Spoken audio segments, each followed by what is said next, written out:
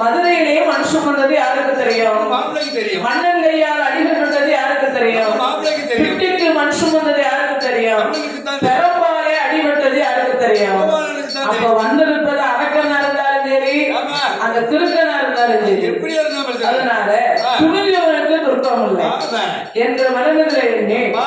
அரளி கோப்பை விட்டு வெளியிலே நடந்து வருகிற பொழுது ஐயா. அவருடைய முகத்தை கண்டு அச்சுதன் கண்ணன் புண்ணையாகவே நகைத்து சிரித்தார். அதானே. எப்படி சிரிக்கிறா தெரியுமா? நகைத்து சிரிப்புன்னா எப்படி தெரியுமா? எப்படிங்க?